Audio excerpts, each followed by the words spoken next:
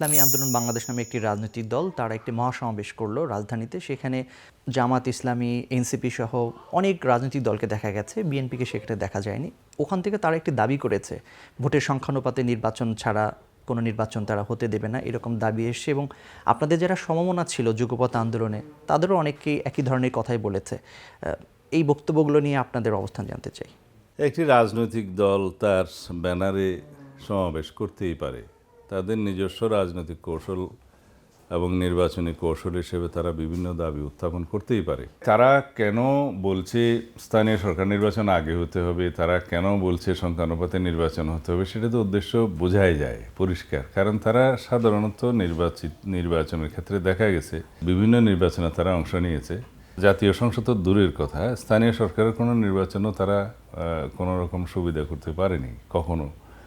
এখন তারা মনে করছে সারা দেশের প্রাপ্ত ভোটের সংখ্যার হারে যদি দুই একটা আসন পাওয়া যায়, সেটা তাদের সেই বিবেচনা থেকেই দাবি। সেটা রাষ্ট্রের জন্য কতটুকু যৌক্তিক, দেশের জন্য কতটুকু যৌক্তিক, আমাদের রাজনৈতিক কালচারে সেটা আছে কিনা, সেটা কতটুকু প্রযোজ্য, সেটা সবাই জানে।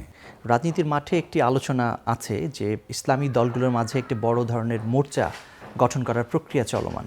তো সেই বাস্তবতা যদি সামনে আসে, ভোটের মাঠে বিএনপি কোনো চাপে পড়বে বলে মনে করেন কিনা?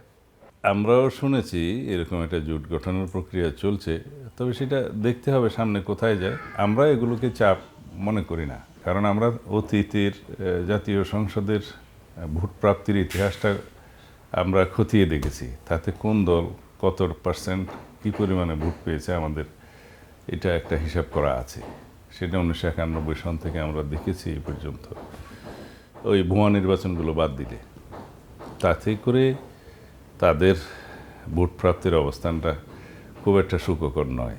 এগুলা আমরা চাপ মনে করি না। বাংলাদেশের মানুষ উন্মুক্ত নির্বাচনের মধ্য দিয়ে সুষ্ঠু নিরপেক্ষ নির্বাচন হলে যাদেরকেই পছন্দ করবে তারা রাষ্ট্র ক্ষমতায় যাবে, সরকার পরিচালনা করবে, এটাতে আমরা বিশ্বাস করি।